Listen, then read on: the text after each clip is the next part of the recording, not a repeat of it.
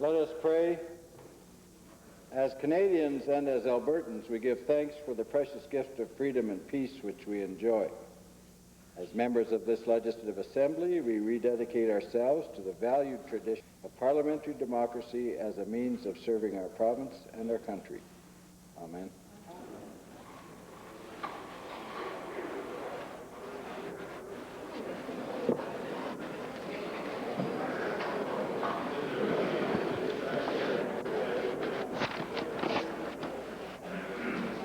Introduction of visitors.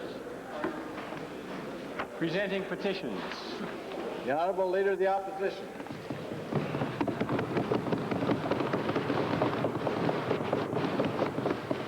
Speaker, yesterday in Calgary, Sandy Moreland, one of the mothers of a child attending at the Alberta Children's Hospital, presented me with a petition signed by 5,600 people asking that the Alberta Children's Hospital be left intact where it is. I wish to file the petitions here.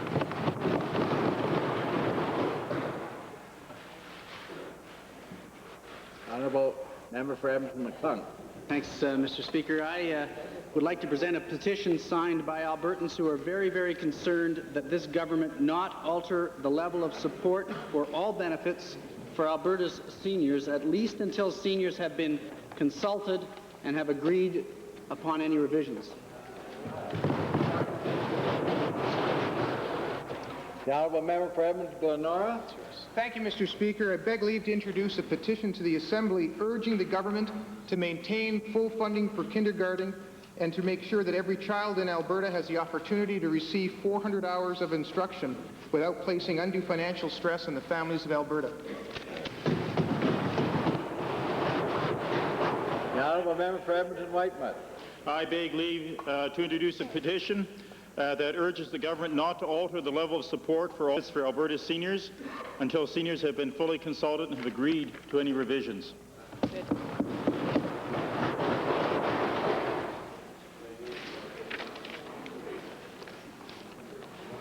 Honourable Member for Edmonton-Meadowlark. Thank you, Mr. Speaker. I beg leave to introduce two petitions. The first is a petition begging the Legislative Assembly, urging the government not to alter the level of support for seniors until all seniors have been consulted and have agreed to any revisions. And the second petition is a similar petition signed by petitioners in Slave Lake. Thank you very much.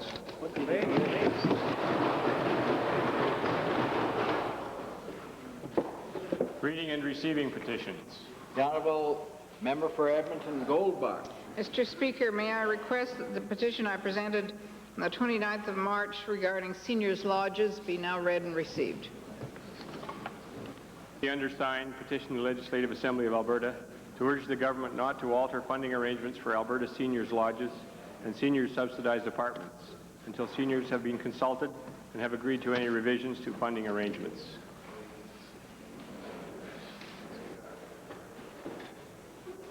Presenting reports by standing and special committees. Notices of motion. The Honourable Government House Leader. Mr. Speaker, I'd like to give notice that following question period today, pursuant to Standing Order 40, I'll seek unanimous consent of this Assembly to move the following motion. Be it resolved that the Legislative Assembly of Alberta urge the Government of Canada to immediately, significantly strengthen the Young Offenders Act to allow judges sentencing youths at either the youth or adult court level to impose lengthier sentences where appropriate and to allow, where warranted, a more expeditious transfer of young offenders to adult court.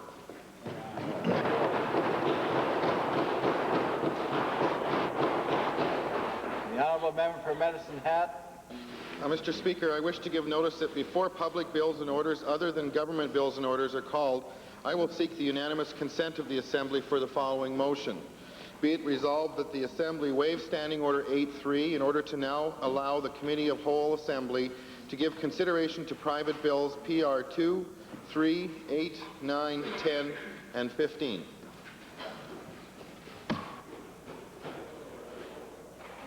Introduction of bills. The Honourable Member for Three Hills Airdrie. Thank you, Mr. Speaker. I request leave to introduce Bill 27, the Rural Gas Act. Mr. Speaker, this bill updates legislation that has been in place for many years and has overseen the successful extension of natural gas service throughout rural Alberta. The bill puts in place provisions to handle urban annexations of areas served by gas cooperatives in a fair and equitable manner. It also eliminates outdated requirements affecting rural gas co-ops. Supporting this government's deregulatory objectives, Bill 27 is a result of extensive consultation with rural gas co-ops and their federation, the natural gas utility companies, and others such as the Alberta Urban Municipalities Association. And the honourable member for Three Hills Airdrie has moved first reading of Bill number 27, Rural Gas Act. All those in favour of this motion, please say aye. Opposed, please say no. Carried.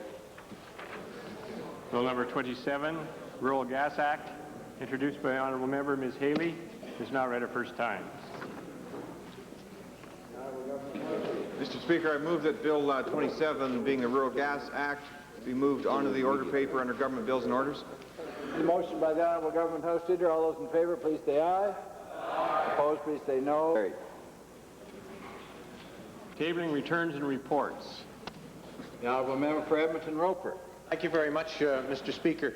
I'd like to table today 505 coupons from residents all over the province of Alberta, Mr. Speaker, and they're titled "Don't Cut Education, Ralph, Protect It." And they also say, Ralph, don't, or take, rather, our kids' future off your hit list. Right. Mr. Speaker, it's interesting to note of the 500 that I'm presenting. Order, please. Enough introduction. Yeah. The Honourable Minister of Education. Mr. Speaker, I wish to table with the Assembly copies of the 88th Annual Report of the Department of Education, Alberta Education. Yeah. Introduction of guests.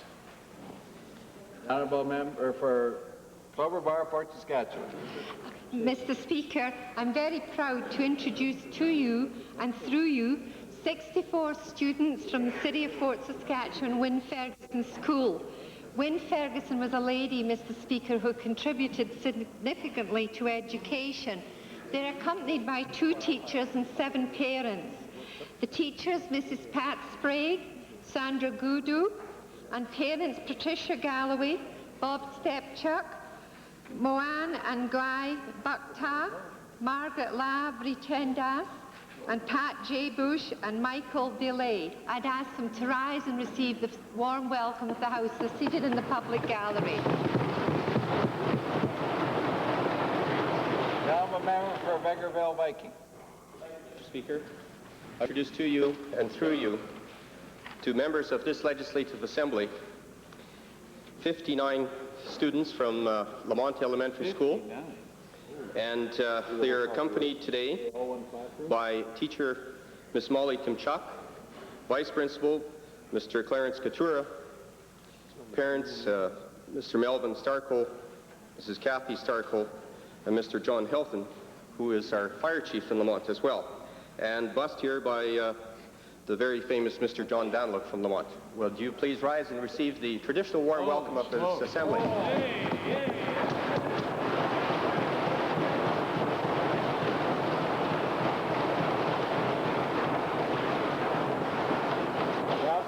Now, Member for Lenora.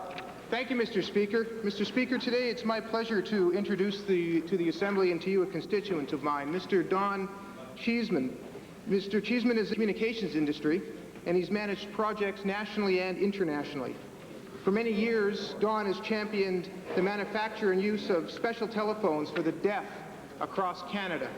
He's consulted successfully in the fields of education and manufacturing throughout the years with CETA and for various organizations in Japan, Korea, Zambia, Europe, Australia, and the United States. It is very fitting that Mr. Cheeseman visits us today during Volunteer Week, because in addition to all of his professional duties, Mr. Cheeseman for the last 14 years has been a director of the Alberta Easter Seal Ability Council. He is here today celebrating 35 years of service to the community while employed with AGT. I would ask Mr. Cheeseman to rise and urge the Assembly to give him the warm welcome that he deserves.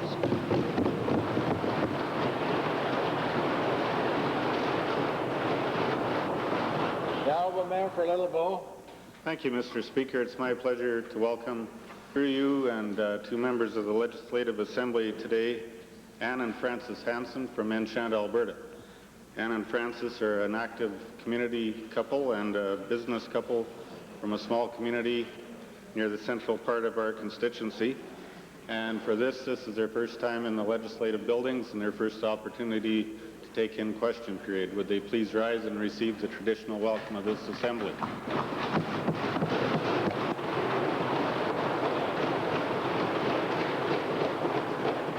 The honourable member for Edmonton Centre. Thank you very much, Mr. Speaker. It's my pleasure today to introduce to you and through you to members of the Assembly three parents who have come to observe the debate today. These are parents who are very committed to their children's education, and they're very interested in the debate that's going on in the legislature about the future of our education system. They're in the public gallery, Mr. Speaker, and if I could ask Rhonda Ouellette, Mona Lee Lou to rise, I would ask the Assembly to give them the traditional warm welcome.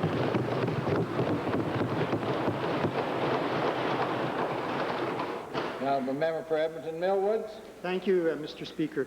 May I introduce to you and through you to members of the Assembly the very competent staff of the Millwoods Constituency Office, Linda Jeffels and Pat Edmonds. With your permission, Mr. Speaker, they're in the members' gallery. I would ask that they stand and receive the warm welcome of the Assembly.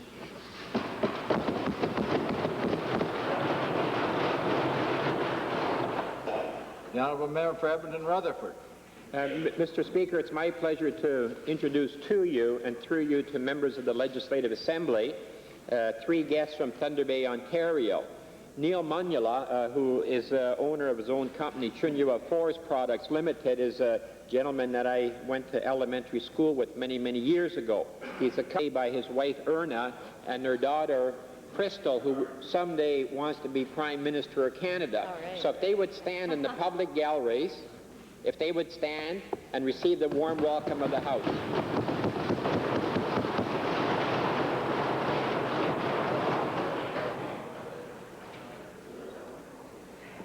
Ministerial statements.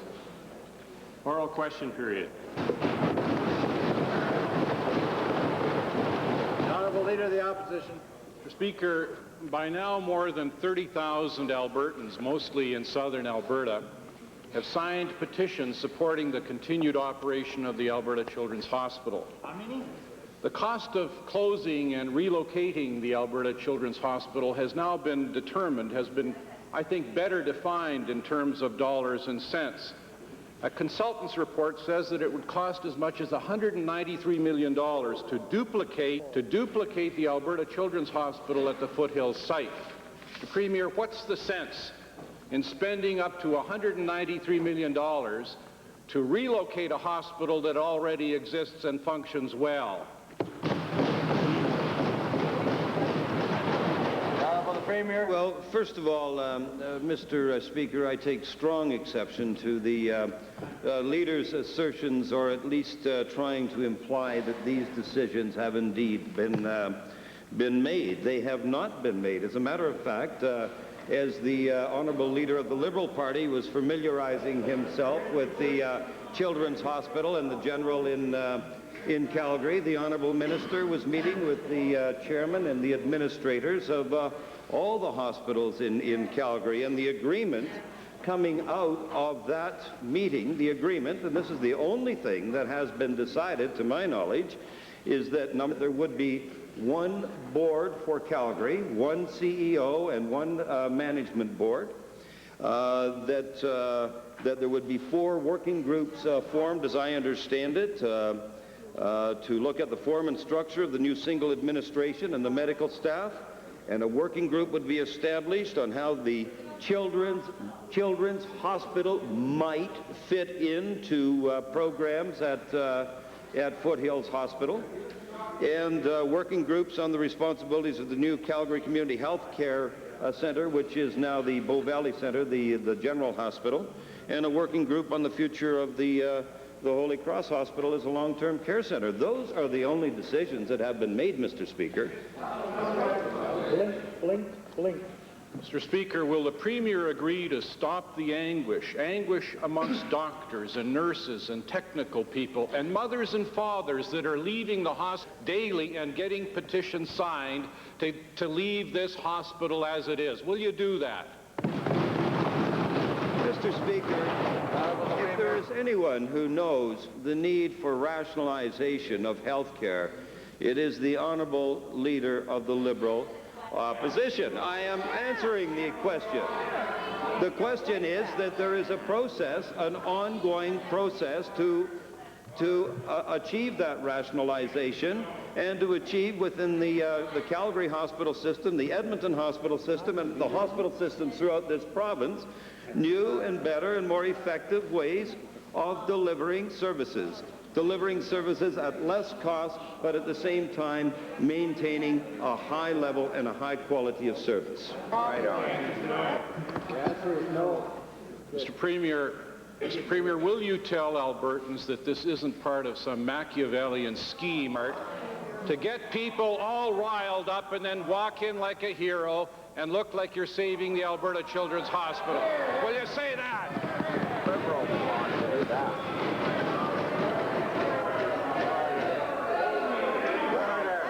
All I can say to Albertans, order, please. Chair would like to, is also interested in hearing the answer to the question. The Honourable the Premier. Mr. Speaker, all I can say to Albertans is that is probably the silliest assertion that I've ever heard. And I've heard some very silly assertions from the opposition, but that one takes the cake. Mr. Speaker, if you want to talk about Machiavellian attitudes, then I would throw it right back to the honourable leader of the Liberal Party, who said on May 21st, 1993, in the Edmonton Journal, he said, "Let me make it clear." He said the government could save tens of millions of dollars by shutting down hospitals. Let me make that clear.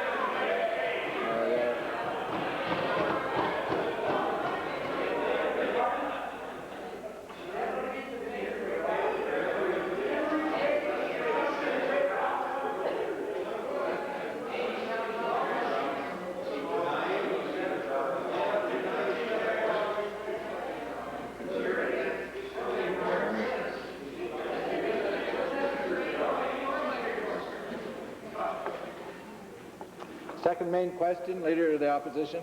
I guess it means, Premier, that the anguish continues. Mr. Speaker, the Heinemann report calls for the closure of one of Calgary's inner city hospitals, the General, and the relocation of shock trauma to one of the suburban hospitals in Calgary. If you look at the traffic patterns and you look at the incidence of shock trauma in Calgary, the trauma center at the General makes good health sense. And doctors in Calgary say that if the trauma center is shut down in the center of the city, lives will be at risk. Lives will be at risk, Mr. Premier. Mr. Premier, tell us how you're going to solve this problem when Calgarians will be at greater risk if the trauma center is moved into the suburbs. Honourable the Premier. Well, Mr. Speaker, all of these recommendations and these solutions have been not brought about by government. These solutions, these recommendations, these thoughts and these ideas, Mr. Speaker, are the result of the people directly involved in delivering health care services in the city of Calgary, getting together and doing the planning. These are the recommendations of the people in Calgary who are closest to the situation, Mr. Speaker. They are not our recommendations. Since when's Lou from Calgary? It's as foolish as saying bureaucrats made us do no... Supplemental question. Premier, what sense is there in moving a trauma center that, because of its central location, handles 75% of the most serious injured people in the Calgary area? What sense? Mr. Mr. Speaker, again, that decision has not been made. It's only been made in his mind. Mr. Speaker, only, you know, for some reason, and I don't know where he gets this information, that decision has been made. Certainly I caucus, this caucus anyway, and I know the decisions that have been made, and I can assure you, at the risk of revealing that decision has not been made, and it hasn't been made by Executive Council. So the only one out there leading people, falsely leading people, to believe that these decisions have been made is the Honourable Leader of the Liberal Opposition. The same person who only a year ago was running around the province saying, let's close hospitals. That's what he said. That's what he said. That's what he said.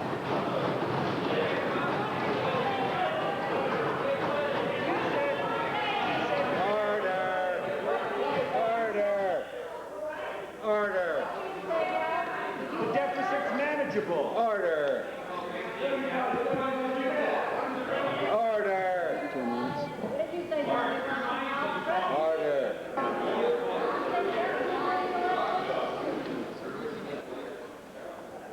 Honourable members, final supplemental.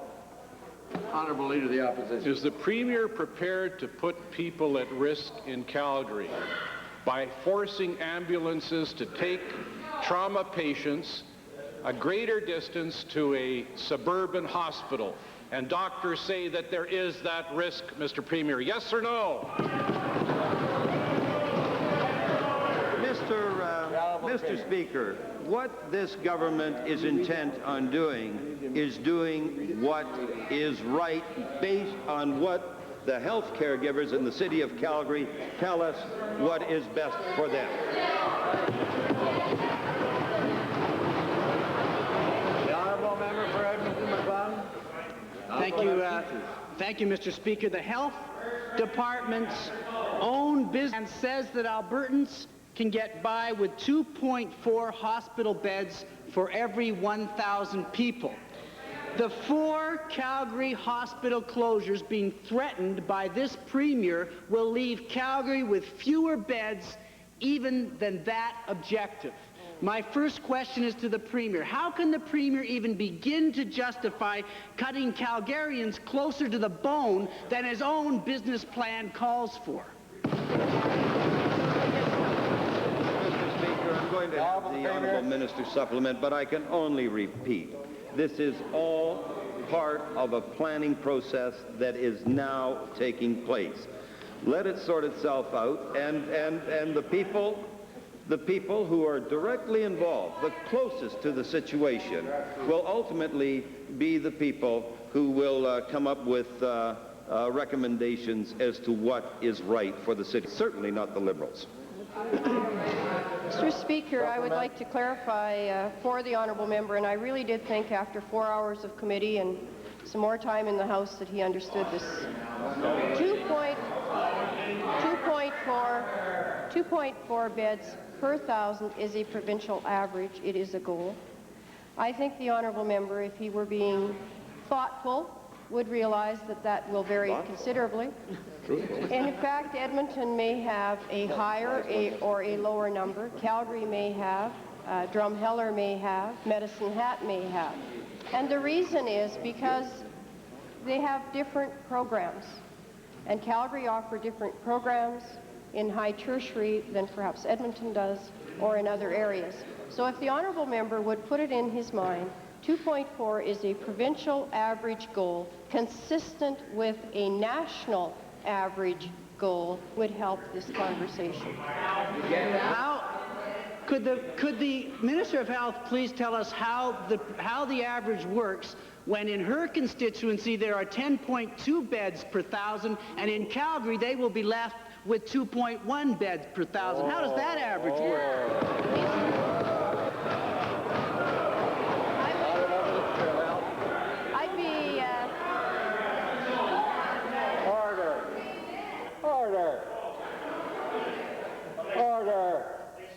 Order.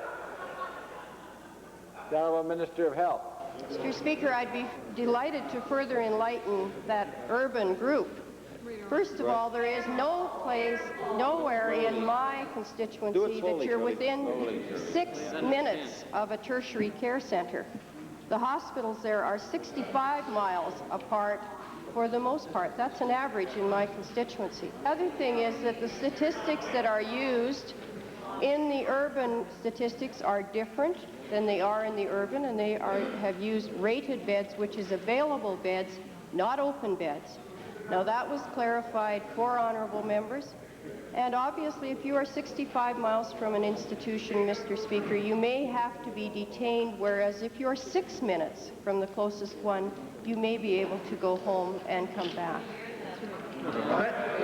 Let's talk national averages. Let's talk national averages. Why is it that when the Premier finishes closing 4 Calgary hospitals, Calgary's bed ratio will be lower than any other provincial bed ratio in the country? Well, first of all, that simply is not true. And secondly, I can guarantee the honourable member that the Premier will not be to Calgary to say, you're closed, you're closed, you're closed, and you're closed.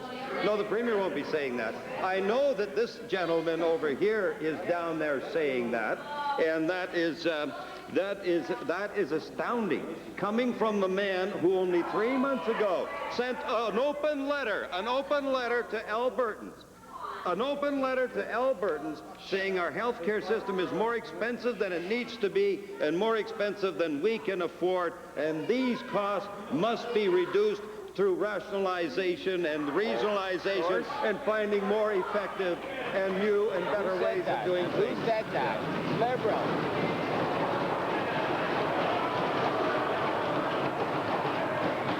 The honourable member for Calgary Fish Creek.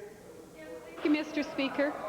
It has become very clear to myself and many Albertans that the Federal Young Offenders Act is simply not effective in dealing with serious youth crime. I am here about the kid who steals a candy bar or breaks a window. What is disturbing to me is how it fails to adequately deal with those who commit acts of extreme violence or who are chronic offenders. My question is to the Minister of Justice. What has the Alberta government done to strengthen a law which to many young offenders is simply a joke? Mr. Speaker, there's no doubt that the Young Offenders Act has become the lightning rod for crime and violence that's happening in our society, especially by the youth.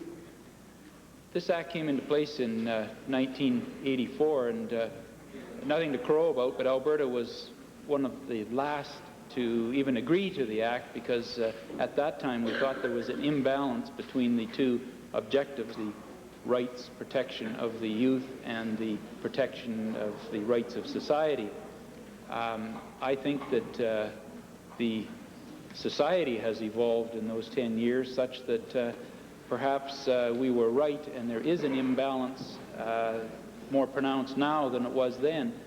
And that's why my predecessor and myself in the last month have talked with the federal minister to do a complete review of the act, to get all the input from all the stakeholders, and the largest stakeholder being the public, as to what they think Young Offender Act should do with the experts and even from the youth. And from that develop either a brand new act or make substantive changes to the act we have and not try to piecemeal fix, because when we do that, you fix in one place, another problem pops up at another. And that is our initiative, and I do think we have a federal minister in the Honourable Alan Rock that that procedure will commence shortly. Yes, thank you, Mr. Speaker. The Young Offenders Act seems to be weighed in favor of the offender. What changes would you make to correct this?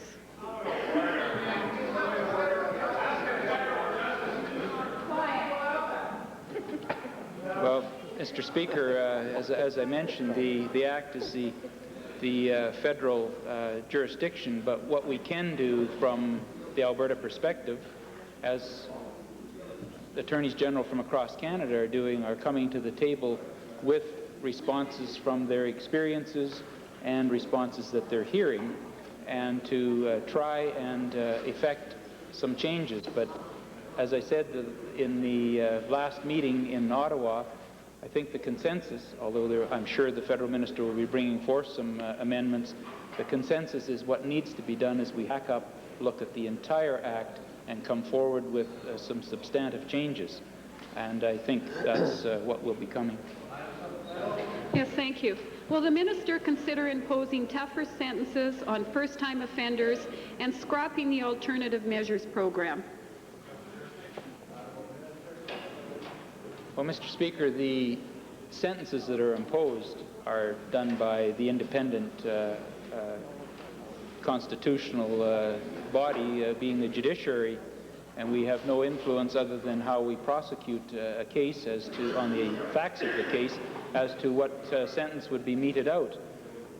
However, in the Act also there are provisions for alternative measures, and alternative measures are used where the police, in consultation with the Crown, determine that a young offender in the offense they have committed and admit is such that if that person was taken outside of the judicial system and given community work or assistance through youth justice committees who quite often administer these alternative measures, that the young offender then does not have a record and is helped through peers or community groups to come back into society and not repeat. And in fact, it's 96 to 98% of the young offenders that go through the alternative measures do not re-enter the system at all. So I think that that is a positive adjunct to the Act. And although there is some frustration that the sentences aren't high, I think the debate that's going on, and I think an informed debate, and not just a reactive debate, can send signals to the judiciary and certainly to the legislators that changes should be made, or at least a thirst be made of the Act, because there is a serious problem. The member for Fort McMurray. Mr. Speaker, the Premier tells us today that no decisions have been made on hospital closures and to let the planning process unravel. Well, in rural Alberta, Mr. Premier, they know that they can't march 15,000 strong to keep their hospital.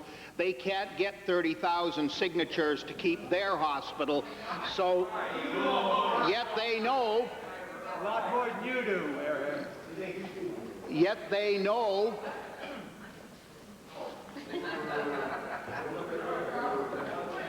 Thank you. Yet they know in rural Alberta that as sure as a crocus follows spring, hospital cuts are coming.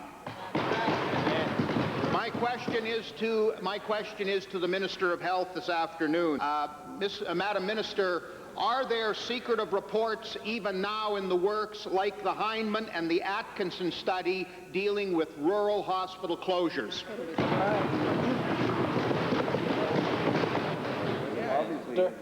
Absolutely not. Supplemental question.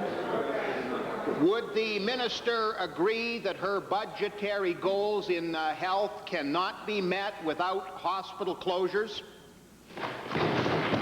Mr. Speaker, I would like to bring this discussion to something that is a bit more, I think, productive and useful. And that is why we are changing the roles of many of our institutions in this province, changing the roles. And that is really what's been discussed, not in closures. If honourable members have the opportunity to read a letter from Dr. Tyrell that's in the Journal, I think a very respected member of the medical community, he lays it out very succinctly, a number of the medical changes that have occurred that requires us. That is an insulting thing to say, sir, and I think you should retract it.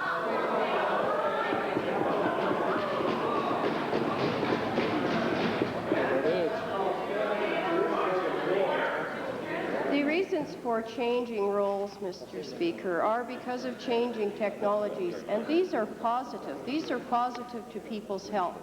Today, you do not have to stay in an acute care facility for days for procedures that very short years ago, even months ago, you did. This is positive. The changes in acute care downsizing are positive. The changes to community care and people being able to access treatment in their homes, near their families, is positive. The honourable member want to use positive advances in medical technology, of which Alberta can take a great deal of pride through our research, in a political way. I feel very sorry for them, because this is an exciting time in health. Tell that to the laid-off employees. What's the final day, Madam Minister, by which you must have hospital closures to make your budget targets this year? Mr. Speaker, I think the honourable member knows, and he should, because he represents an area that have been very progressive in changing roles despite those attitudes. And he might want to refer to a news release that was given by Fort McMurray on some changes there.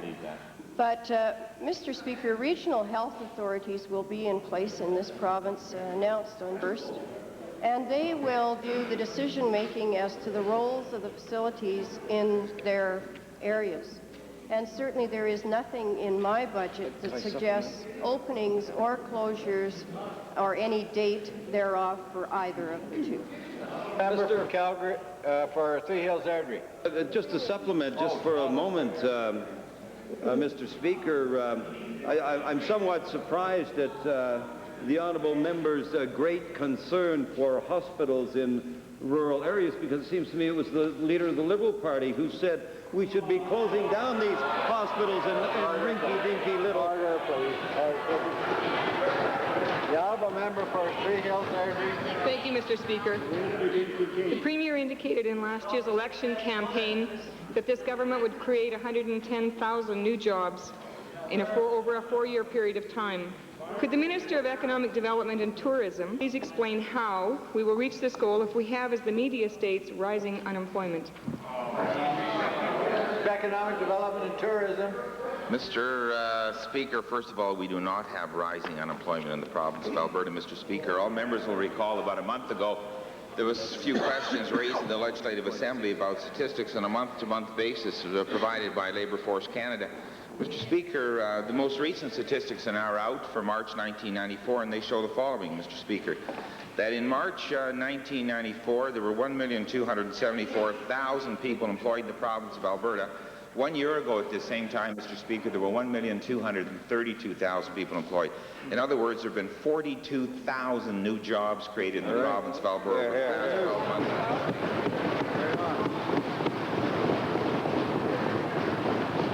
Secondly, Mr. Speaker, on this very point, the number of unemployed has reduced itself pretty dramatically over the last 12 months of Alberta, but 14,000 fewer people unemployed today than there were a year ago. And Mr. Speaker, accordingly, our unemployment rate has decreased itself rather dramatically from 10.1% to 8.9% in March of 1994, Mr. Speaker. Mr. Speaker, this government will only be happy when every citizen in the province of Alberta is employed, and will only be happy when, in fact, we've made the commitment of the Premier's commitment for 110,000 new jobs in Alberta. To this point in time, we've added 42,000, and we're on the way, Mr. Speaker. Supplemental question. Could the Minister of Economic Development alleviate the concerns of Alberta women with regard to job creation on a full-time versus a part-time basis? Mr. Speaker, these statistics, again, are also rather impressive in terms of what's happened with respect to full-time female employment in the province of Alberta. Frankly, Mr. Speaker, that there's been a move in the right direction with this, in this regard as well.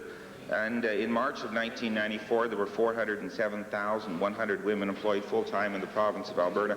Mr. Speaker, as a percentage of the total number of people in the workforce, Alberta has the highest percentage of female participation in the workforce, Mr. Speaker.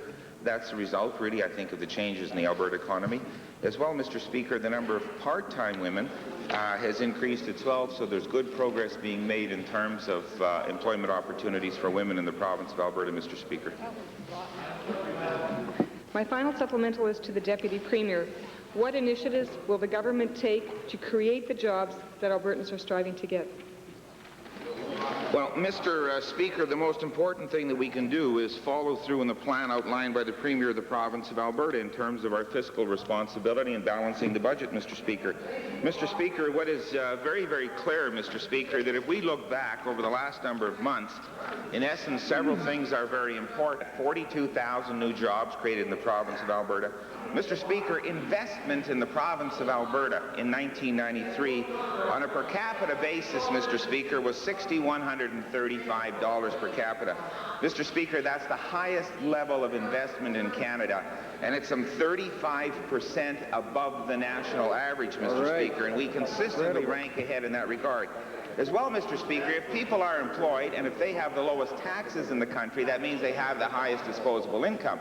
And if we lead the country in terms of investment, that allows Albertans, again, to have the highest retail involvement per capita. And we're 15% above the national average in terms of what people in this province spend in small business, Mr. Speaker. So you get a momentum being built, Mr. Speaker, that is very progressive, is very aggressive, Mr. Speaker. And I think the Premier should be very proud, and all members of this Assembly should be proud, Mr. Speaker, regardless of what the Liberals, who are the depressive kind of people who want to go with doom and gloom, Mr. Speaker, we're encouraged, Mr. Speaker.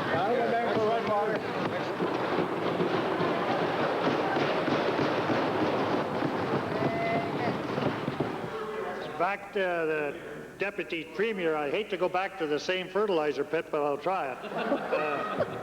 Although there are concerns about the adequacy of timber supply, Mr. Speaker, many people welcome Tolko Industries' proposal to build an oriented strandboard mill in High Prairie and the 240 mill and woodland jobs they'll create.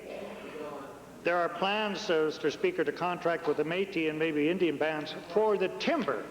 But these people need jobs just as much as a market for the trees. Now, does the government have a written commitment requiring Tolko to hire a certain proportion of their staff from the Aboriginal people in the area?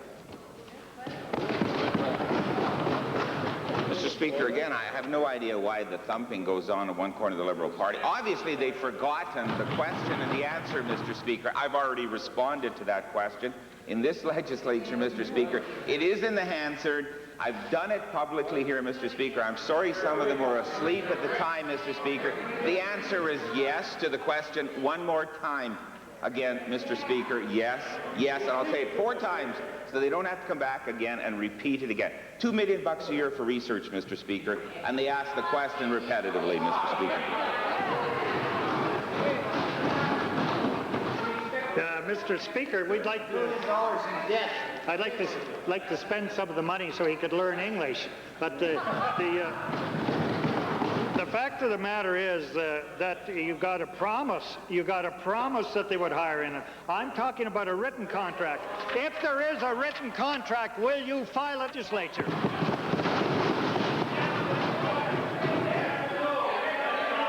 Mr. Speaker, the news conference that was held with Tolko Industries was held in High Prairie, Alberta. All of the media was invited. In fact, even the Liberals were invited, Mr. Speaker. Some of them received personal invitations from me to come and hear firsthand, Mr. Speaker, what they would have heard is they would have heard statements by the president of Tolko Industries on this subject matter, Mr. Speaker. They would have heard representatives from all of the native communities in the area, Mr. Speaker, thanking and applauding the progressive aspects taken with respect to this, Mr. Speaker. And, Mr. Speaker, this is an arrangement among the native bands in the area and Tolko Industries, Mr. Speaker. Final supplemental.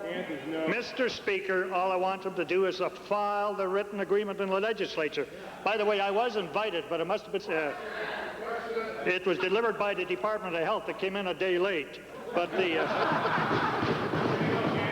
not only will he file that agreement, Mr. Speaker, but will the Deputy Premier programs he has in place to train the Aboriginal people so they can take jobs in this area? Mr. Speaker, I'm going to ask my colleague, the Minister of Family and Community Social Services, to supplement this answer because no one is more empathetic to the needs of Native people in this province, Mr.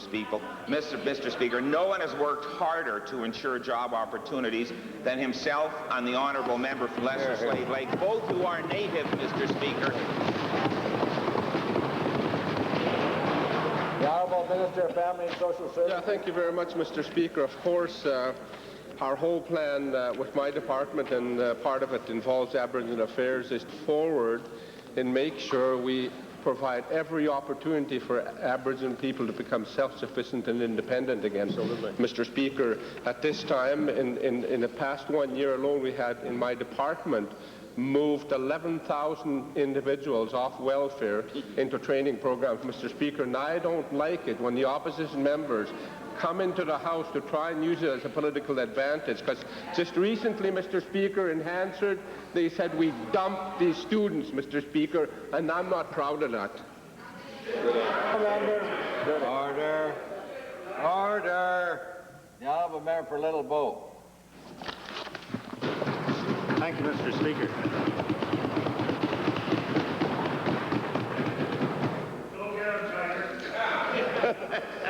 I'll do a grass survey. Mr. Speaker.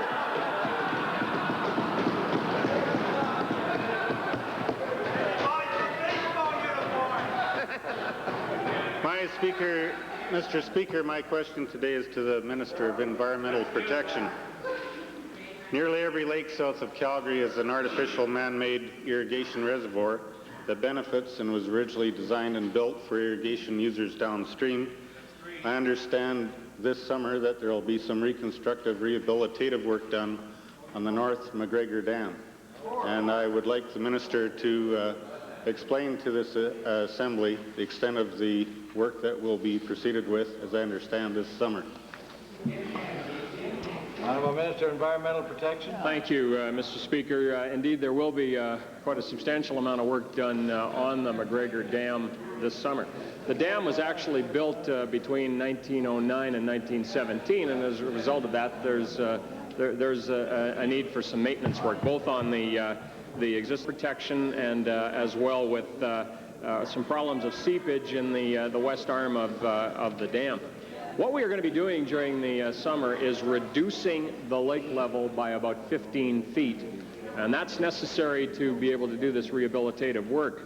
That is about 2 feet lower than the last time the dam was lowered back in 1977, and we are very conscious, of course, of maintaining the activities that occur around and about the dam. It was built for irrigation purposes in the first place, and we are concerned that there not be any adverse effects on the environment in that area. So we've done a number of studies on that. We're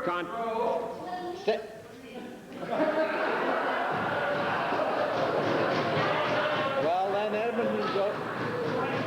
Mr.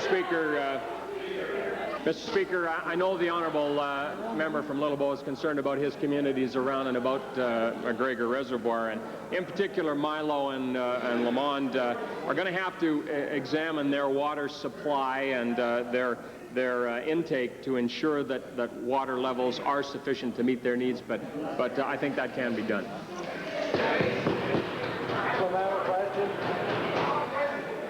Thank you, Mr. Speaker.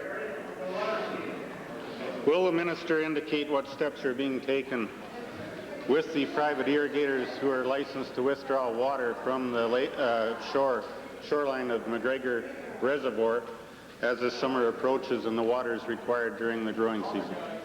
He's chairman of that review committee. Well, again, Mr. Speaker, we did a water balance study on the area to ensure that the needs of the irrigation farmers, as well as the recreation users, industrial use from TransAlta in that area, are all going to be met. We have had focus groups with them, and they are aware of the repairs. They are on side with the need to do the repairs. And I am confident that working with the Bow River Irrigation District, that they will continue to monitor the levels, and that we will have a successful project which will raise the lake levels as we continue through the review and the repair process. Next year. Good answer. Thank you, Mr. Speaker. I appreciate... Right. Will the minister be able to indicate to this assembly if the water domestic supply for the village of Milo will be put behind the importance of the fish habitat? That is a very good question, and that's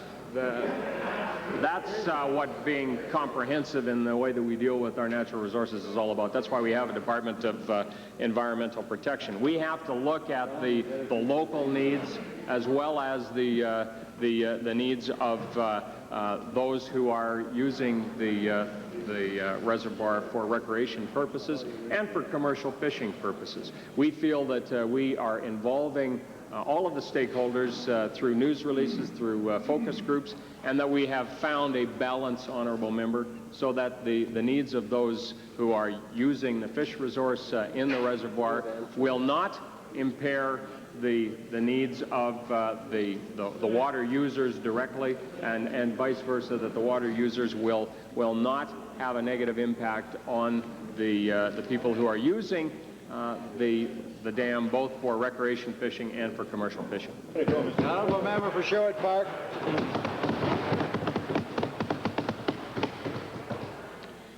Thank you, Mr. Speaker. Well, the Minister of Environmental Protection continues to fiddle with the Tire Recycling Management Board. Another 10,000 tires are burning out of control. Where? The irony this time, Mr. Speaker, is that the tire fire this time is in the town of Trochu, Alberta. Oh, really? And that was the town that was given the hollow promise of a tire recycling industry. Who made that promise? Was that Ralph's promise? Mr. Speaker, while tires burn in dumps in Alberta, Albertans are getting nothing for the tire tax that they continue to pay. Ralph doesn't care. Mr. Speaker, my first question to the Premier. How many more tire fires have to occur before the Premier puts some heat on the Minister to do something about tire recycling in this province? How many? Retire. Well, Mr. Speaker, the board has been set up. It's an industry-run board in accordance with government policy to really make those who caused the problem be responsible for the problem. And relative to the so-called tire fire in Trochu, I'm not aware of the fire. Perhaps the honourable minister can supplement as to what caused that fire and whether it had anything to do with the program. Thank you very much, Mr. Speaker. And the honourable member opposite has addressed specifically the reason why we have set up a Tire Recycling and Management Board and why we are taking this issue so seriously in the province of Alberta.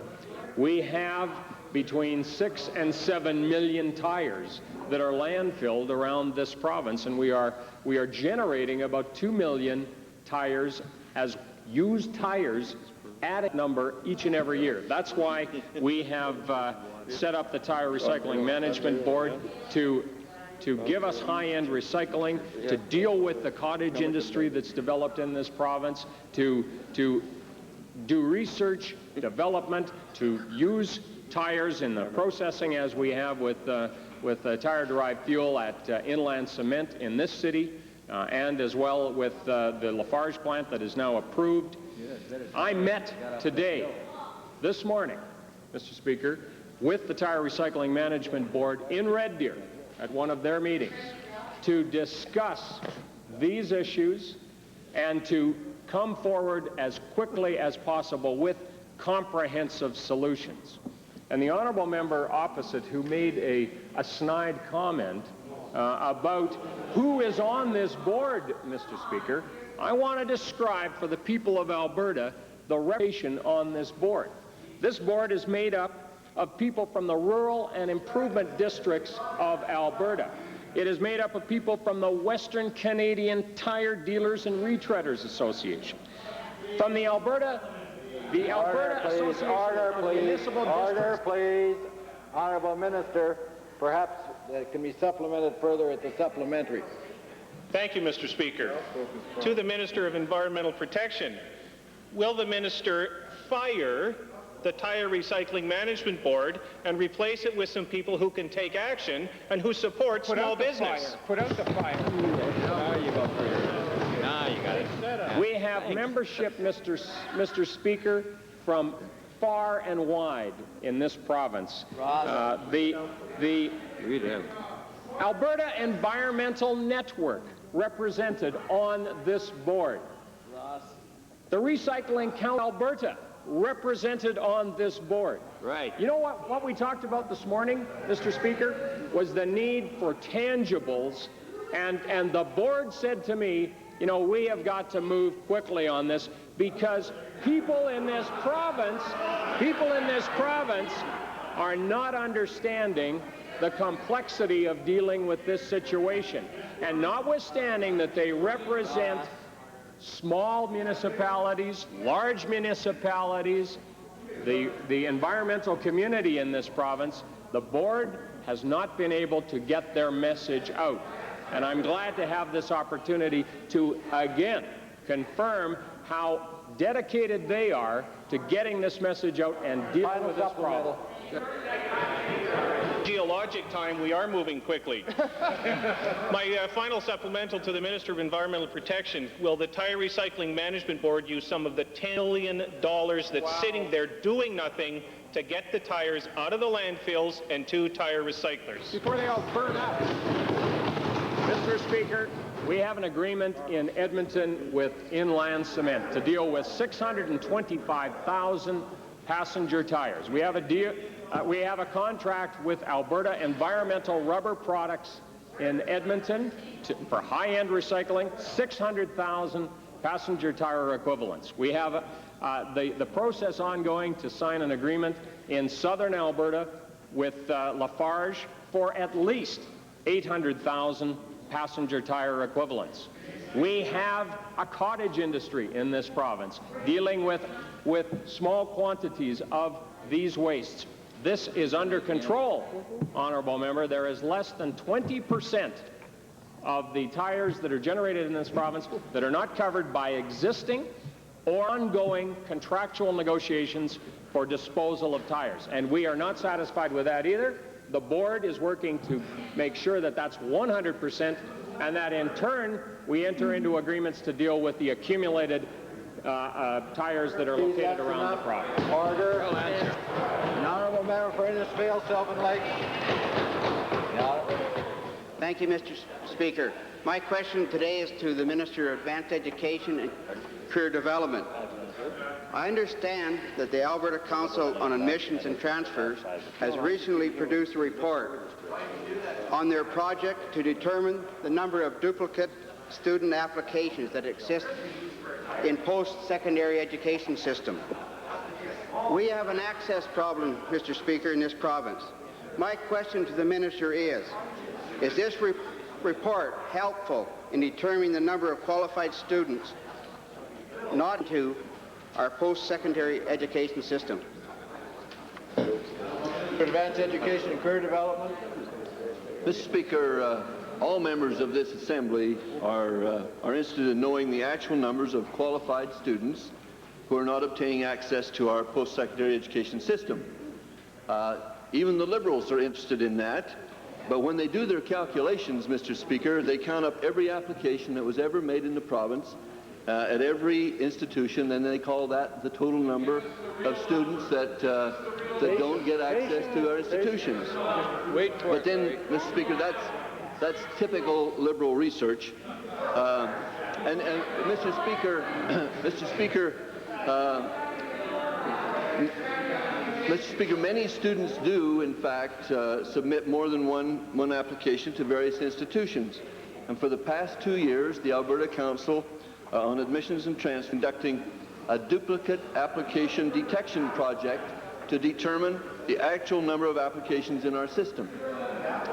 The project is highly beneficial, and institutions find the information of identifying the extent of duplicate applications within the system very useful, Mr. Speaker.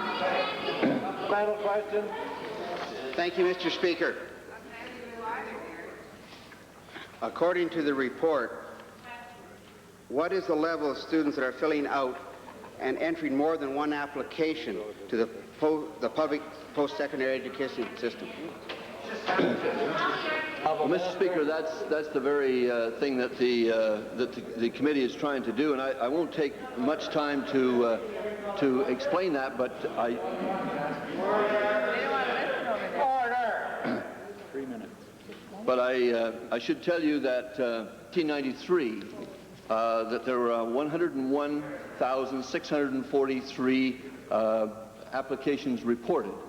Approximately 4,350 were duplicate applications within one institution, Mr. Speaker. That left a total of 97,288 applications that were actually bona fide to be processed. Of these applications, it was determined that 65,740 of those applications were single applications, and that, in fact, were bona fide applications for one program. But, Mr. Speaker, 13,449 applications were seen to have generated numerous applications in addition to them. In other words, some students put in 3 or 4 to make a total of 31,000 applications out of 13, Mr. Speaker. Thank you, Mr. Speaker. My question, supplement to the Minister, is, with all these numbers and data that you've received, is this report going to help the Minister to determine what the actual waiting list to access post-secondary education is, not the artificial one that you... Well, I assume by artificial he means the number that the Honourable Leader of the Opposition uses so often when he's stumping around the province.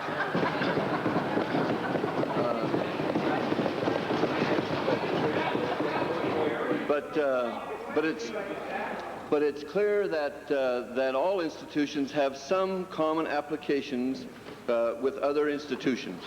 On average, about 32% of each institution applicants pool located elsewhere. So, Mr. Speaker, duplication of applications is the thing that's leading us astray in determining this number. This ranged from a high of 85% in one institution of applicants pool, duplicating elsewhere as low as 9.5%.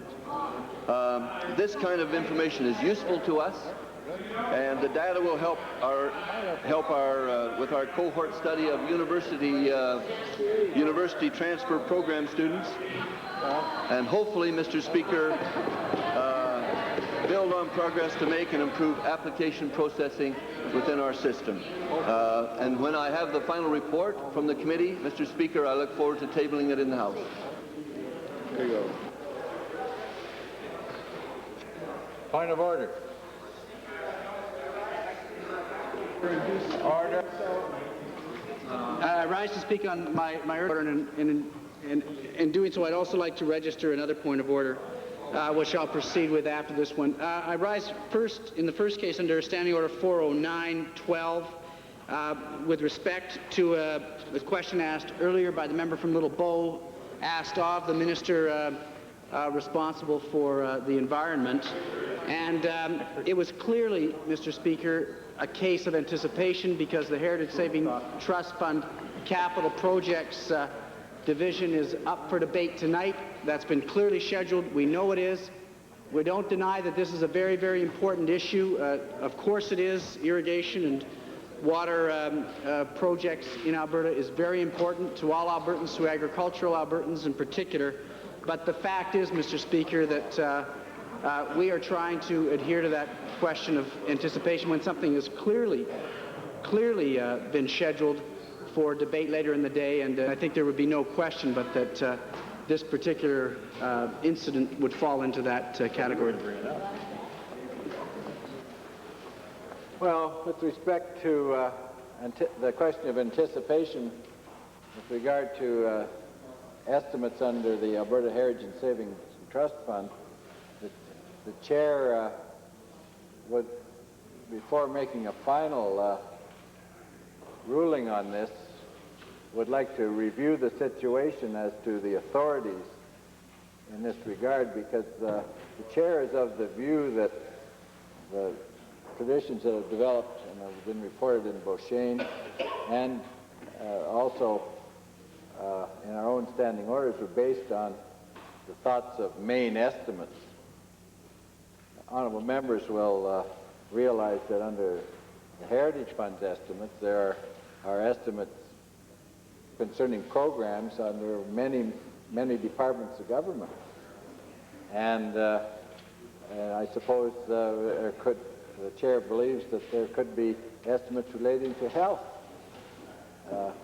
also education under these estimates. So I think the chair is of the present view that the chair can't be as restrictive on anticipation under matters arising under the Heritage Fund as it has to be under main estimates, when it's quite clear that a single department is. Otherwise, the question period could be severely restricted during the times that the Heritage Fund estimates are due. But that's the present view now, but the chair would like to spend a little more time on this before making a definitive ruling on anticipation.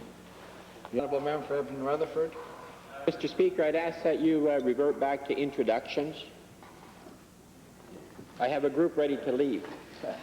Well, because of the time frame, would the Assembly agree to reverting to opposed? The Honourable Member for Edmonton Rutherford. Thank you, Mr. Speaker, and members of the Legislative Assembly. It's my pleasure to introduce to you and through you to members of the Legislative Assembly 35 students from St. Augustine Elementary School. They're in the public galleries today, and they're accompanied by their teacher, Charles Stewart, as well as 3 parents, Mrs. Marian Kowalchuk, Mrs. Nancy Olmo, and Mr. Ken Johnston. If they would please rise and receive the warm welcome of this Assembly.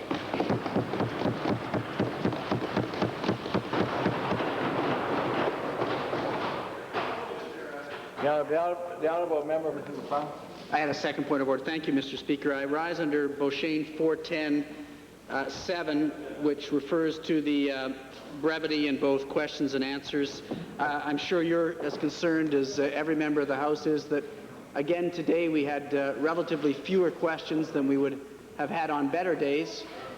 We certainly are trying to streamline our questions. The fact is, Mr. Speaker, I would like to make 2 observations. I would like to make 2 observations today. On at least one occasion, it was clear that there was a prepared question by a private member of the Conservative caucus eliciting an obviously anticipated answer by the minister. That answer appeared to have been read and overly lengthy. And secondly, Mr. Speaker, we're noticing a trend. Well, we would expect that he wouldn't have to read an answer. We are noticing a trend to supplemental answers. Many of us are aware that we are only able to get half an answer from the Premier, but, Mr. Speaker, it's becoming a disturbing trend that he continuously has to ask for supplemental answers, and that, of course, is eating up time for all members of the House who have legitimate questions to be asked of this government. The Honourable Government House Leader. Well, Mr. Speaker, the member opposite continues to be annoyingly selective in his non-points of order. The fact of the matter is, Hansard will reveal as the Blues. You know, this little yappy thing over here, you can.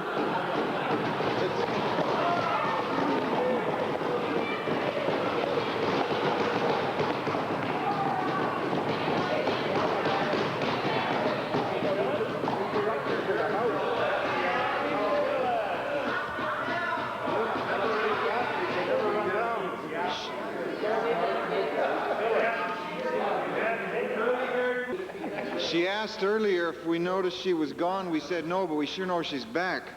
Mr. Speaker, it's very selective. The Blues will show very clearly today that, in fact, supplementaries by members opposite still have preambles to them. And as far as prepared questions, Mr. Speaker, they can hardly look up to catch a breath from reading their scripts every single day. So I think they should ignore this sort of selective finger pointing, and all sides should work together to make this an effective question period under your guidance.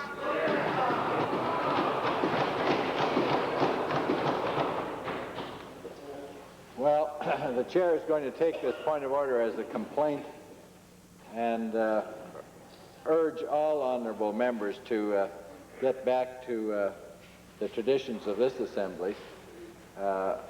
And there is plenty of blame to spread around to both sides in the last week or so. So the chair would again remind honorable members of the place where they're sitting and standing when they're speaking, as they should be, and not speaking while they're sitting. There's just too much of this on both sides of the assembly. The honorable member for Fort McMurray had a point of order? No. I did. Standing Order 40, an application on the basis of urgency. The honorable member, Government House Leader.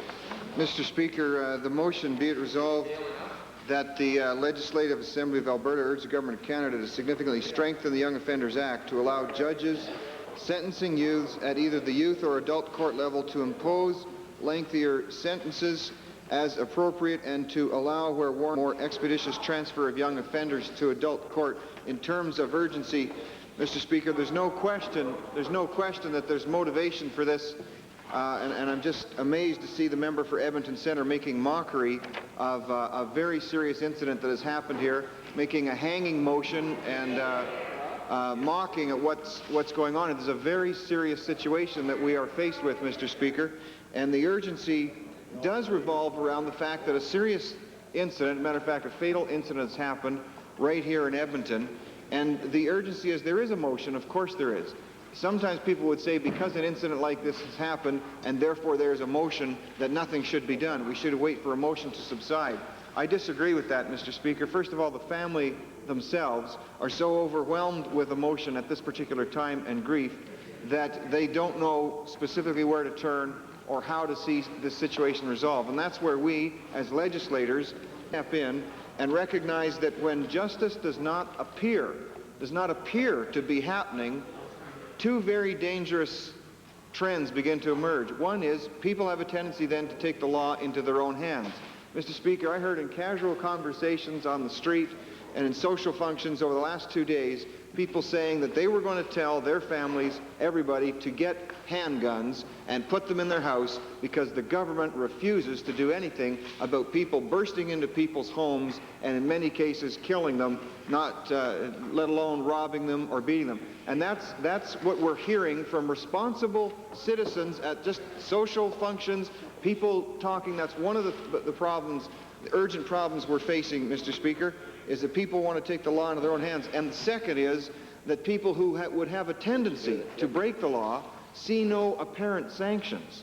And therefore, even with this very serious incident that has just happened, all reflects, and citizens in general reflect, nothing is going to happen. And so I believe at this moment we have young people, and I'm not talking about minor first offenses that we need a program where kids need a good talking to or something to sort of bring to attention the error of the ways.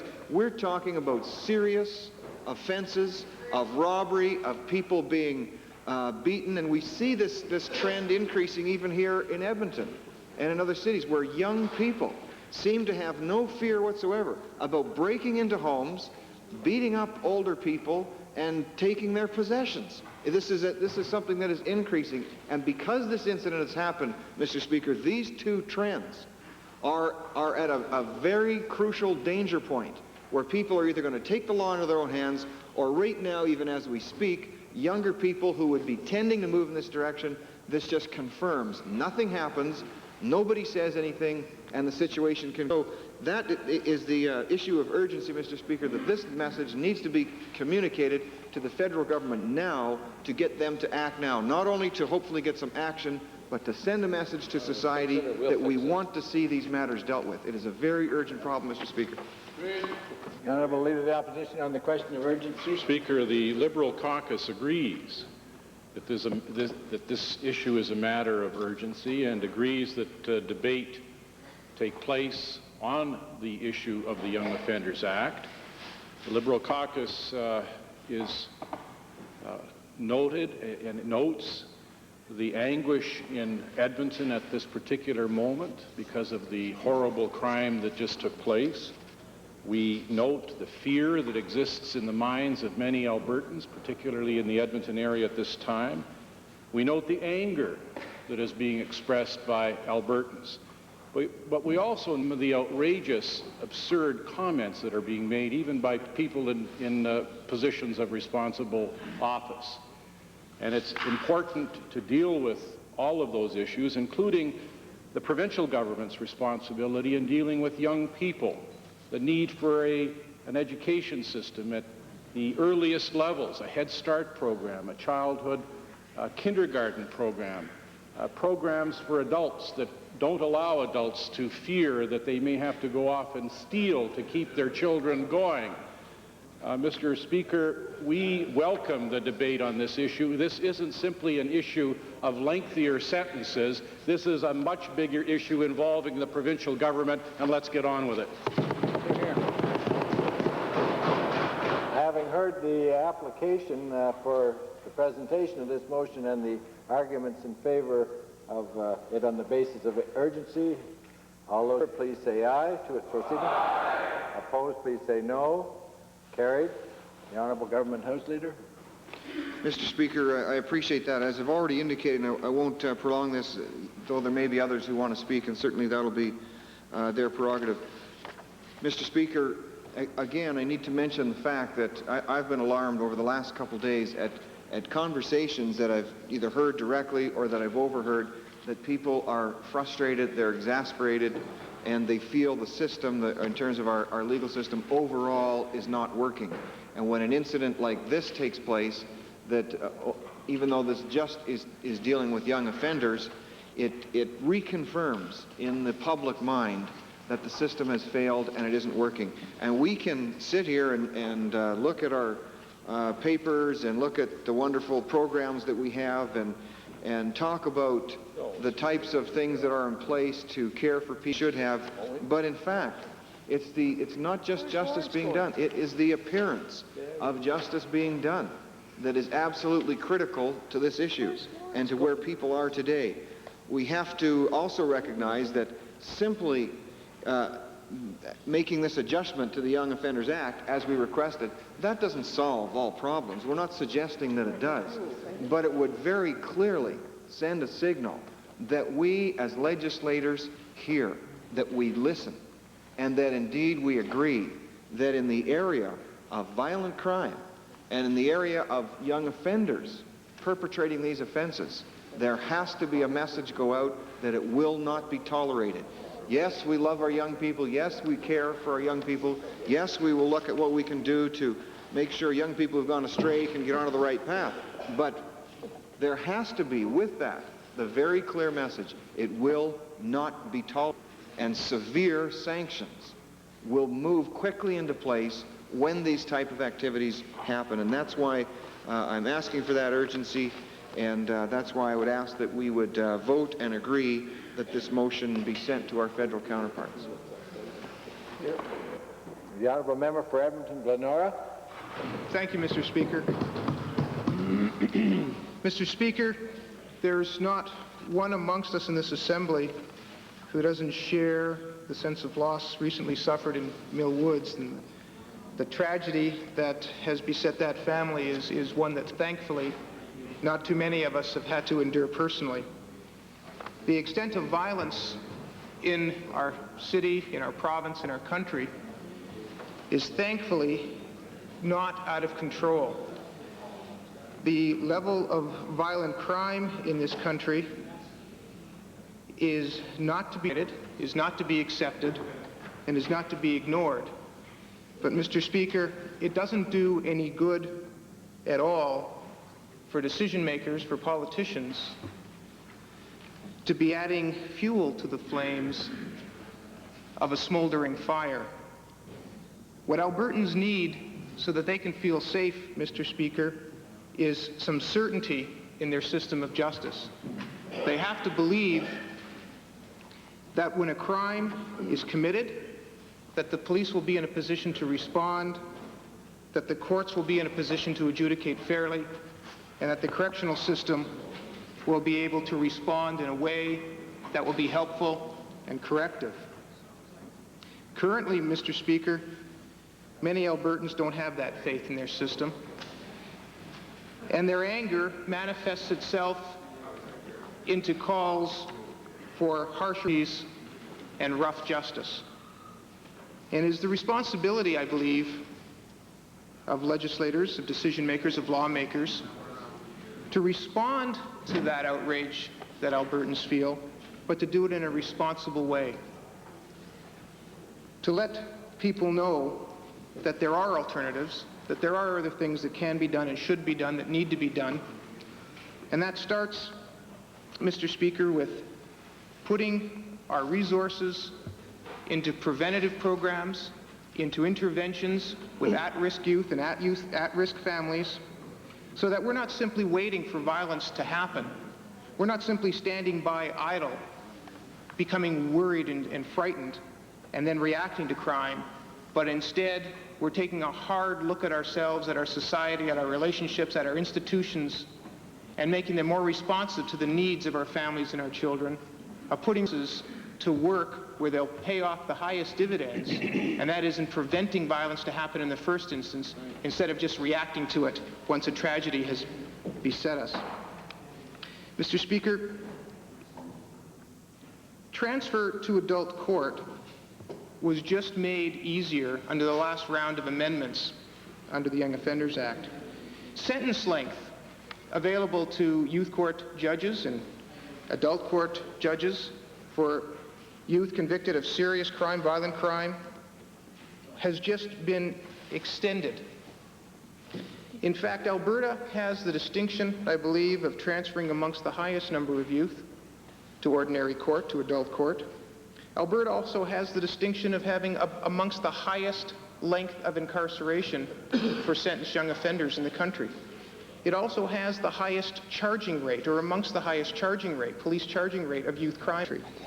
There are more young offenders on a proportionate level in secure custody in this province than in open custody, and in a higher proportion than anywhere else in this country. We have the highest or the second highest rate of pretrial custody. In other words, young people simply accused of crime but not sentenced, sitting in correctional institutions waiting to go to court. Mr. Speaker, the Young Offenders Act is currently considered to be one of the most onerous documents and laws of its kind in the Western world. It is a due process, rights and responsibility law that is held out by many to be an overly onerous document, not one that is weak. Mr. Speaker, the tragedy is that we haven't fully implemented it, and we haven't set up our other services and interventions to go along with it. We haven't gotten serious in our education system, in our social service system, and in our mental health system in dealing with the needs of children and the needs of family before those needs get out of control and manifest themselves in a way that none of us are happy with. Mr. Speaker, those people who believe the answer is to transfer more young offenders to adult court and then have those young offenders endure harsher and harsher sentences are often the same people that point their finger at the adult system and say that system isn't working either. It's an irony to me, Mr. Speaker, that people would think that one system that they think isn't working can be fixed by simply transferring the problem to another system that they have no faith in either. Mr. Speaker, what we have to do is take a look at our system of corrections and our system of laws and our judicial actions and make sure that they are consistent with the tenor of our times. They have to make sure that we have the programs in so that we can deal with the problem when and where it begins. And that's in our homes, in our communities, in our schools. It doesn't make any sense to try to pass the buck, Mr. Speaker, and in fact, I'm quite dismayed at my colleagues on the other side of the House who feel that the best thing they can do is to try to shove this off onto the federal government and say it's their fault because it's a bad law. Mr. Speaker, nobody believes that an amendment to the Criminal Code of the Young Offenders Act is going to make our streets safer. Nobody believes that. What we have to do, Mr. Speaker, is pay attention to violence in the homes to the attitudes that we bring to children, that we bring to women, to the respect that we must show to children and to parents, and to the supports that families and communities need. That's where changes need to be brought to bear, Mr. Speaker. It is far too simplistic to pass this off as something can be dealt with a law amendment at another level of government. It's about time that members of this Assembly accepted responsibility for what they can do to make our community safer. Mr. Speaker, sentence length alone is not going to deter violent crime. Transferring to ordinary court alone is not going to deter violent crime. Pretending that it's somebody else's problem is not going to deter violent crime. And when I hear members opposite talking about the abolition of alternative measures programs, when I hear members opposite talking about hanging 10-year-olds and 12-year-olds and then incarcerating their parents for the crimes of their children, I am shocked and dismayed and deeply disappointed in the simplistic, knee-jerk, and unacceptable level of response to this very serious, very complex, and very, very vexing problem. Come on, Barry, stand up. Come on, Barry, get in the Thank you, debate. Mr. Speaker. The honourable member for Cypress Medicine Hat. I wasn't going to get up and address this issue, Mr. Speaker, but after hearing the Liberal pap from the other side, I just have to get up and address this issue. He talks about unacceptable. His views are the ones that are unacceptable, Mr. Speaker.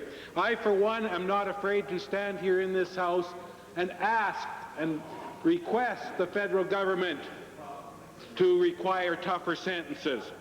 I'm not afraid to use his term to stand here and beg the government for rougher justice, because that's what we need in this society.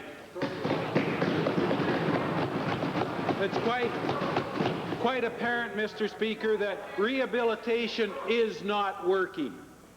These are repeat offenders we're talking about. Rehabilitation is not working. It's time to get back to a punishment model for some of these young offenders. For some reason in our society, in our prison system, in our Young Offenders Act, punishment isn't seen as acceptable. Well, I see nothing wrong with punishment. If necessary, yes. And it's, once again, it is typical of liberals to blame society and call on society to cure the ills. It is time to call on parents and make parents responsible. Call on parents to take their responsibility for their children. And perhaps there should be some way to even charge parents and hold parents legally responsible for the actions of their children. We need to call on the federal government to investigate that possibility. Repeat young offenders know the law. In fact, just the other day on CBC radio, there was a policeman, an expert in young offenders and Young Offenders Act speaking, and this is exactly what he said. Repeat young offenders know the law, and they know there is no serious consequences of them breaking the law. And it's time to change that. Time to change that. And we as a government, and I call on all sensible thinking members opposite, if there are any, to join us in this motion and call on the Liberal federal government to change this law, bring some rough justice back into the Young Offenders Act. The honourable member for Sherwood Park. Point of order, Mr. Speaker. The motion says nothing about repeat young offenders, so we've gone off the debate on the motion. If we could stay to the motion. The honourable member for Edmonton Avonmore. Thank you, Mr. Speaker. I appreciate the honourable House Leader's motion from the other side, and I want to make a few comments in this regard. My comments stem largely from the feelings that were addressed to me by the bereaved husband and father and his family in this instance. In the words of Mr. Danilescu, in spite of the tremendous grief and tragedy and horror that he and all of us feel over this incident, he does not want this untimely and brutal death of his wife become a senseless one, and therefore he has asked this House through me to do whatever we can to focus more attention on this issue, as I believe we are now doing, and also to do something about it insofar as our own powers and capabilities at the provincial level are concerned. Some of those items I brought forward yesterday in the question period on his behalf and on behalf of the larger community, Mr. Speaker. But there were a number of other things that formed part of our discussion which I would like at this point, since it is more appropriate, to share with you. Part of the things that I think we should be focusing on would deal with some early intervention strategies, such as we might see available to neglected children, to children who have problems, their own anger, children who come from abusive situations, and clearly we have that opportunity available through some of the many programs that exist, or perhaps once did exist, in the social services area. So there's a sincere request for a reevaluation of those programs to take place.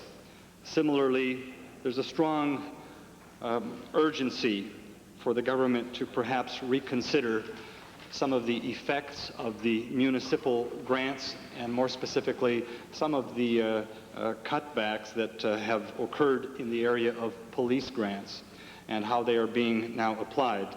I spoke with the foot patrol officer, or what they call the turf patrol officer in that area, and he certainly supports that view.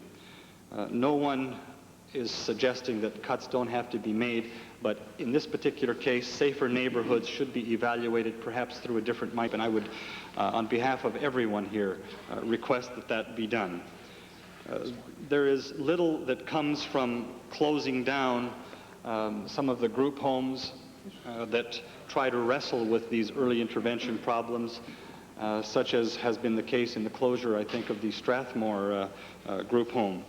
Neither, Mr. Speaker, is there anything to be gained from terminating some of the programs which have been already alluded to by previous speakers that might support young offenders and get them back into society to be meaningful contributors to our global good. I think earlier the Minister of Justice indicated that something like 98% of the programs for young offenders do in fact work. So what we're dealing with here is the need for a revamping perhaps of the 2% that don't. And in particular, a look at young offenders who are becoming repeat offenders, or what the police department would say, young offenders who have a list of priors.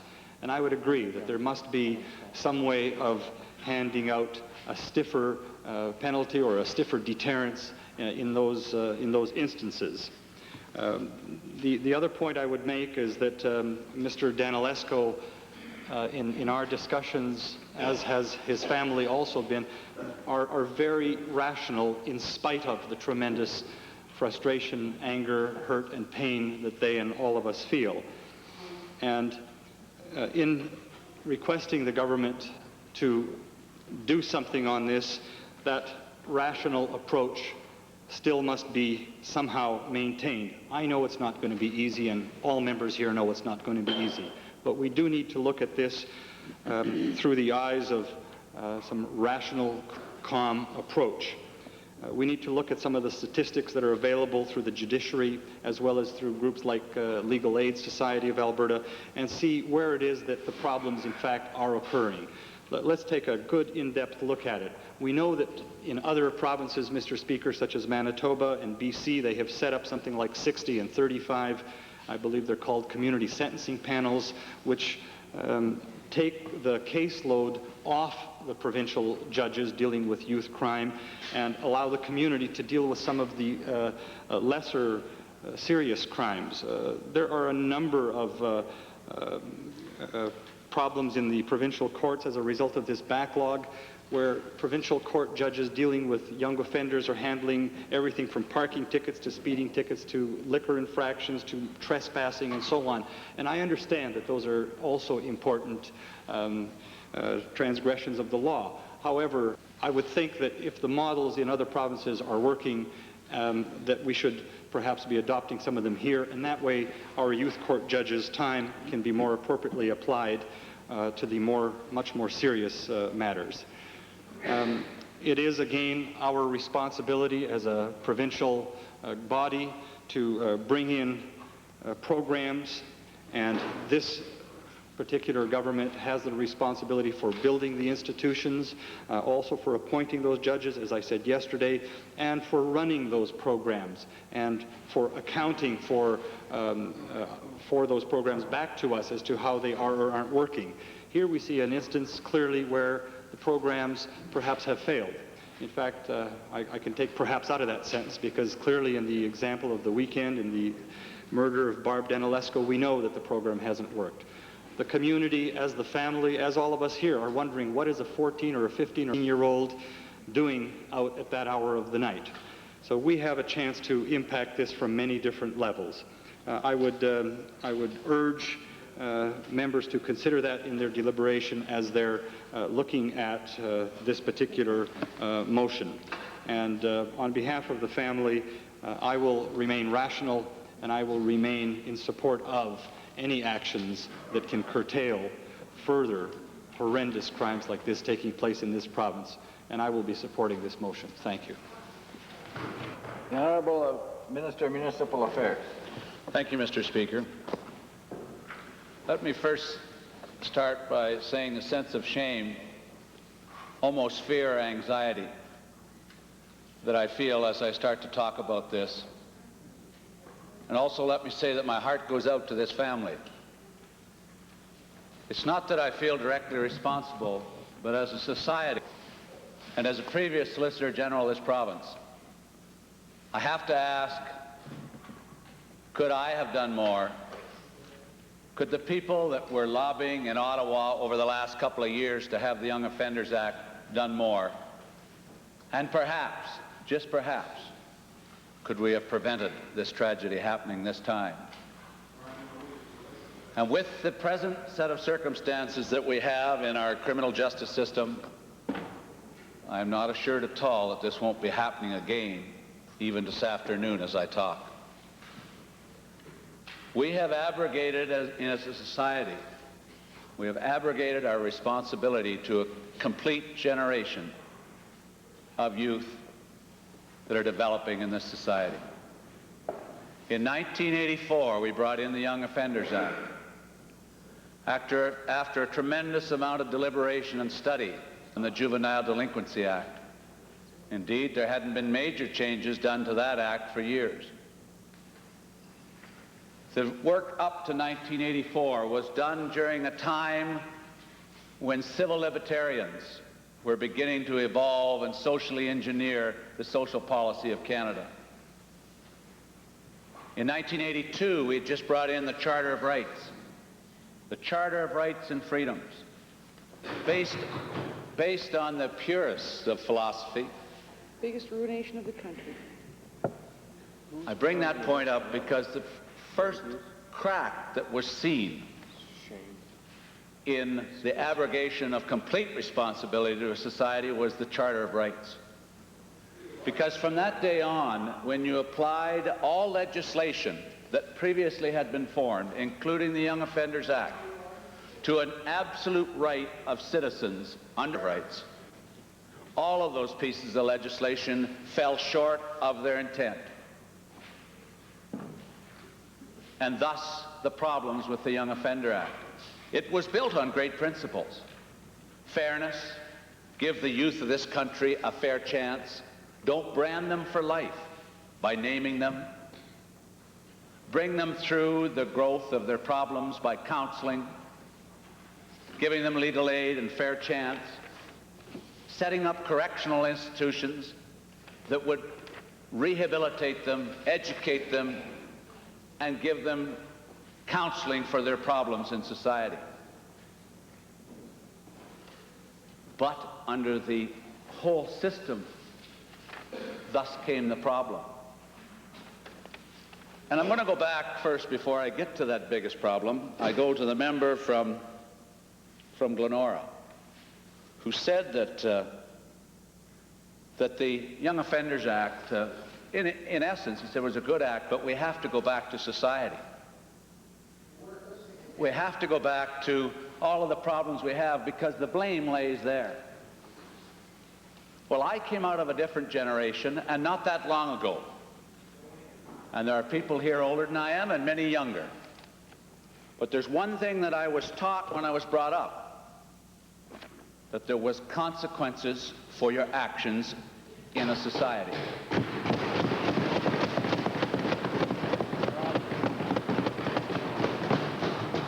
And I soon understood that the normal society, as you grew up, you had a wide corridor that you could go down trying the trials and tribulations of life. But over there was the wall of consequence. And if you went far, you had a response immediately. That consequence for your action started very young, by discipline in your home, by bringing you up with the principles of what violence would bring, what stealing from your brothers and sisters or within the family would bring, what abusive language meant, how you acted in front of seniors, the fact that you never touched private property or other people's property without consequence, respect, the fact that education was a privilege, and it goes on and on. And the fact of killing somebody or maiming them for the rest of their life was absolute. At that point in time, there's still a death penalty. And that was taught to us day in, day out. In our schools, in our homes, in our churches, by our grandparents, by our peers, by the community. And I was raised under that. But in the meantime, I was allowed to grow up. I was allowed to make mistakes. I was allowed to go close enough to that wall. And sometimes I hit it. And I bounced back off it. And I had parameters because I knew if I went any further in my weaknesses, the frailties of mankind and its growing up, that I would be in a lot of trouble. I remember as Solicitor General, I couldn't believe that you could steal cars 10 times and go into the Young Offenders Center of Edmonton and come back out each time. When I was a child, touching a vehicle was grand theft larceny. You didn't touch anybody's vehicle. That's right. Or that was taught to us. And we never tested the wall. I wouldn't go and steal somebody's car. You'll say, well, maybe you were afraid of your father, or afraid of this. Something in society told me that. And yes, I didn't want the teachers to tell my parents that I'd been bad at school, because I wasn't very afraid of the teachers. But I knew the consequence of my father, and I certainly didn't want the rest of my family to notice some of the things that I was up to. And so the peer group, the circle justice, was fair enough too. Well, now we're in 1984. And during that period I was laid, the Juvenile Delinquency Act worked on many of those principles. But the civil libertarians and social engineering said, we're going to make a pure society. We're farther advanced than this draconian style discipline, consequence for your actions. My gosh, they strap people with a black in the class. Can you believe that you would do that to a child? Corporal punishment, what a terrible thing. Consequence for your action? No, find out where it's wrong someplace else.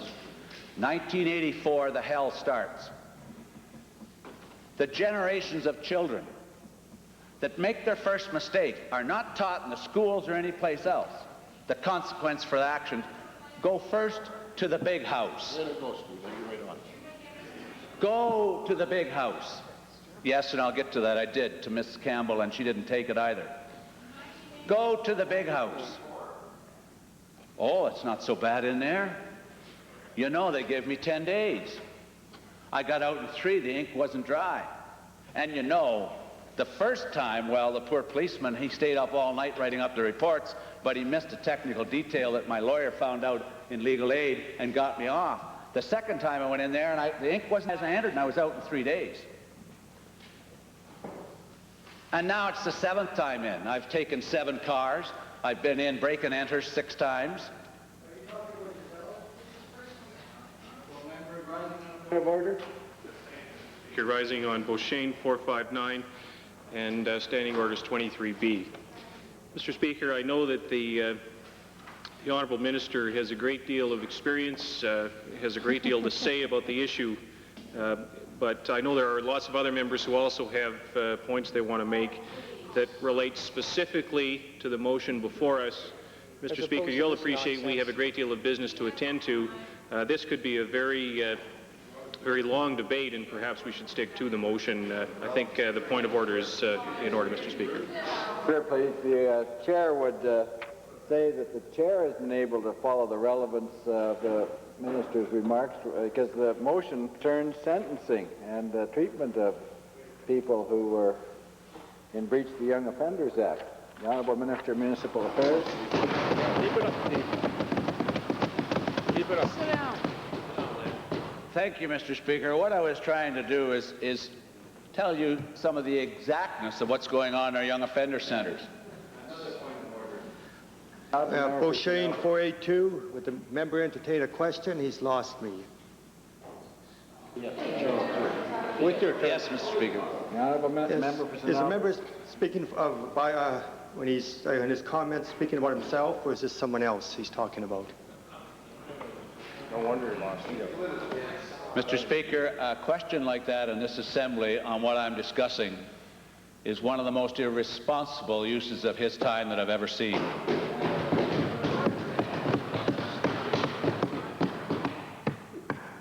I was as Solicitor General when I looked inside some of the cases that were there and the length that they'd been there and the largesse of their performances, the stealing of cars and break and enters. Every report that I looked at after they'd been there 6 or 7 times, they learned the system very well. And pretty soon, what was showing up was that they learned fast that if I blamed society, my parents, I don't want to go back and live with them, they abused me. Every case had the same thing, and they learned that if they used the system well enough and accused somebody else, that they would spend most of their time in all types of programs within the young offenders. They wouldn't have to have any consequence for their action, and very shortly they'd be out doing it again. And they learned to manipulate the system so well because they hadn't met consequence for their action the first time. These young offenders should be identified quickly after they start rape problems. There should be incorrigible sentencing in these to put people away for a long time because they're incorrigible influencing other children. They should start at 16, and it should have no limit below. The parents should directly be involved right at the beginning, and the sentences should be hard and absolute and directed. And yes, it should have more punishment than this bit about going in and re-educating them and all that, because they don't get the picture if you leave them in there 6 or 7 times through 6 or 7 crimes. And you know, all the things that were said by the member from Glenora about the Act have been recently changed. Those are placebos done by a government that won't admit that what they created is a monster. What we have in Ottawa, and it doesn't matter which political party it is, they will not address this because they do not want the orchestrators of the Young Offenders Act and all the Dangerous Offenders Act, the parole system and everything else, do not want to all that work through the 60s and 70s and the Charter of Rights and the Young Offenders Act were a mistake. That they applied principles against utopia and not a real society. And the sooner we get in and disembowel this legislation once and for all and bring out some absolute measures that make consequences for action, punishment, a reality back in the system, we can get on without abrogating our responsibility to these kids. And you know, it may be true that the mass of children out there are good, and that's true. There are a lot of tremendously good young people in our society, tremendously good. And they're raised by families that do know what I was just talking about. But the group that we keep rotating slowly start to affect more and more of our youth in our society. And the violent crimes become more hideous. What we have in Edmonton and Calgary was, by the police chiefs told me that if they could round up 125 some repeat offenders in both cities and put them away for a long period of time without parole, without letting them back through the swinging doors of the Young Offender Center, that they could control a lot of the problem because they're the ringleaders and they have peer pressure on tremendous amount of other youths. That's right. I started out by saying that my heart was out to this family, and that sense of shame is a shame that I have because all of us have a gut feeling when we hear one of these in our stomach. And it says to us, what have we done wrong? Why that family? What did they do to deserve this? And there isn't one of us in here that if somebody breaks and enters our home, maybe they don't end up brutalizing us and killing us like those individuals did, but when they break into our home, we feel violated forever. If any of you have ever had a place broken into where they took something, vandalized, it's never the same because we have pride of ownership and respect. And we've been taught in this country, our home, our freedom is our protected zone. When we go home at night with our families, it's a place of respect and protection. And when somebody can come into it and offend it, maybe not personally, physically, that has been violated forever. And I know people that never get over that. Never get over the fact that somebody broke in. They fear what's down in the basement at night. And I know older people are very sensitive to that, very sensitive to that. And so if there's one thing we can do, we can hammer the heck out of our legislators to put legislation in place that brings this whole society back to focus for who we are and what social normalities are in our society. And I don't mean to chide anybody here politically. It's not an issue that we should do that with. And somebody says you believe in the death penalty and you start at 16 or 17, I'm afraid so. The respect of justice. It may not be a deterrent, but you have to start some way to focus society that there are reasonable limits to what we will tolerate, no matter what you say the reason that was for. You can blame anybody any day. And so I leave to the Assembly today, please think and support this and support all the efforts of all citizens to change what's going on in Ottawa and to help us refocus on our criminal justice system. The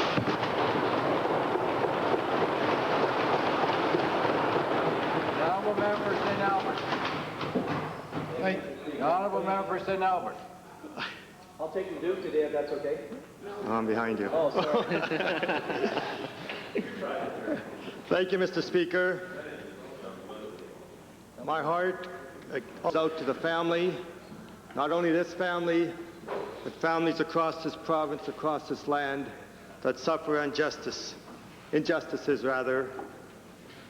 I know it's heart-wrenching and a very emotional time for these families and for our society as a whole. And I will support any measures to protect our constituents, our Albertans, and fellow Canadians. But I really have some concerns. Concerns that we're looking at the Young Offenders Act only. We should be looking at the Old Offenders Act too. I've sat in this House for almost a year now, and we have a $35 billion debt, a great deficit.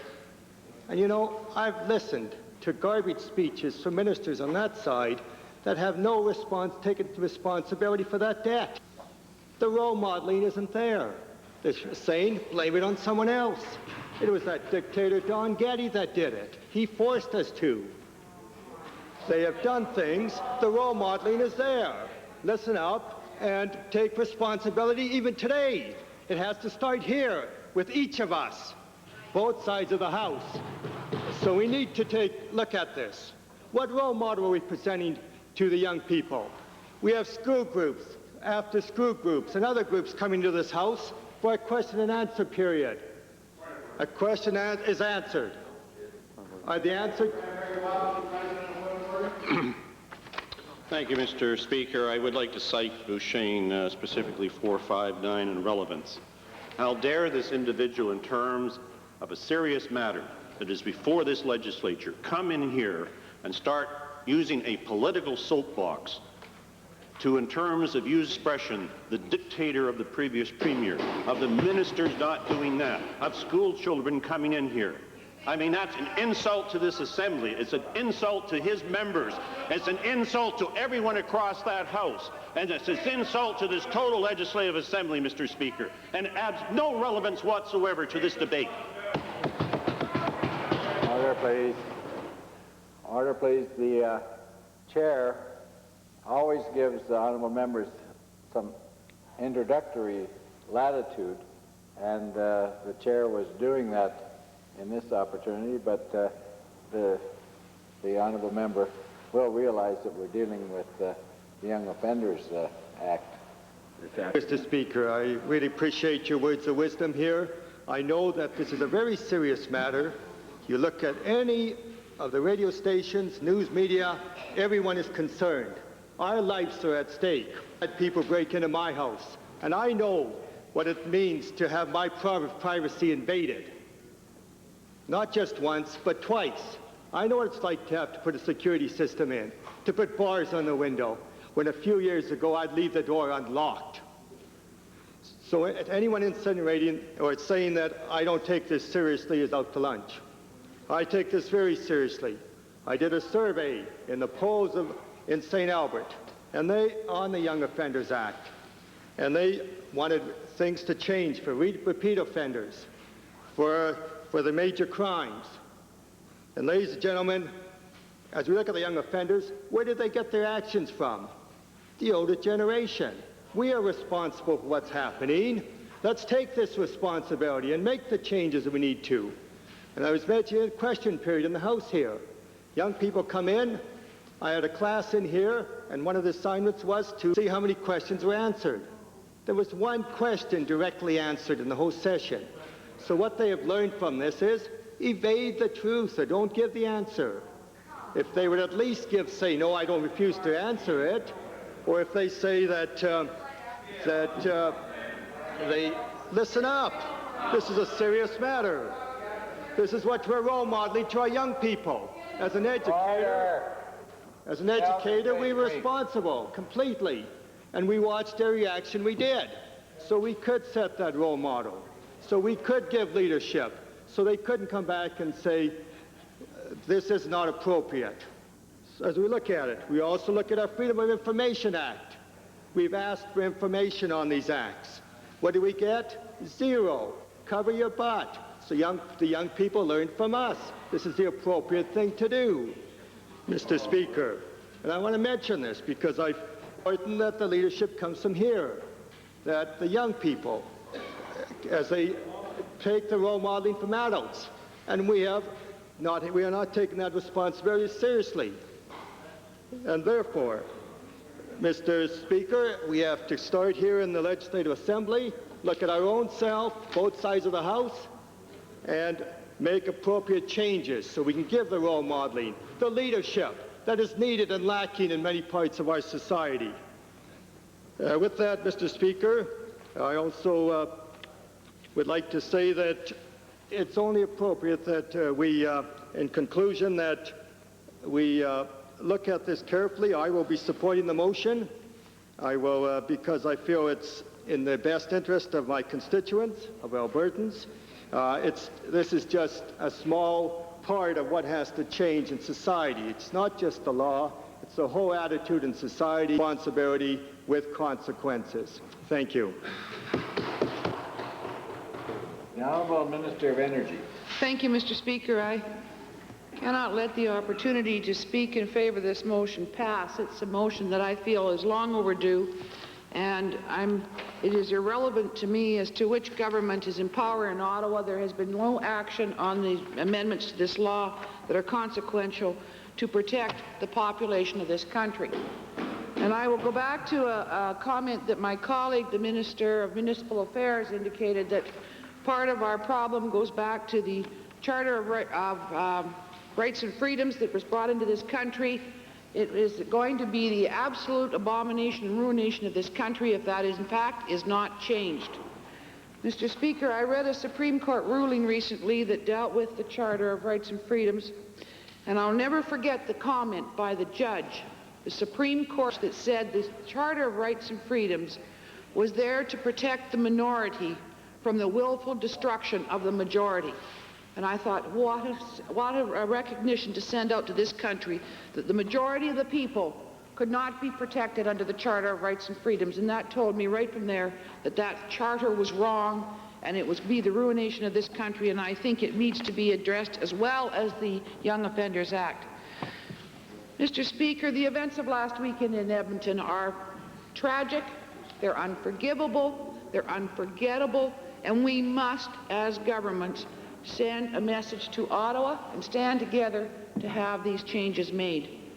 We have experienced similar incidences in Calgary, as they have in every other community in this province. We've sat back, we've analyzed them, we've double analyzed them, we've studied them, we've looked at them, and we keep coming back to the same Casper milk toast to dealing with this, that it's society's problem to re-educate, to train. I even heard on a show, Mr. Speaker, in Calgary the other day, that it was the government's responsibility to provide parenting programs so that people would learn how to be a parent to raise their child. I practically put my car into a light standard when I heard it in an absolute rage and thought, well, you know, this is another psychologist or sociologist coming up with some flaco idea of what was required to bring our youth into tact in this country. And that's just not the answer. We've got too many psychologists and sociologists running around psychoanalyzing society and forgetting that, as my colleague from the Municipal Affairs said, there have to be consequences to your actions. That's the bottom line. And the time has come to say, stop, no more, we will not accept this in our society. In fact, you're going to act in certain fashion, you will pay the price. The end of the debate at that point. And these are the consequences that will happen to you if you pursue these actions, and there will be no leniency. It's called tough love. It has to come into society,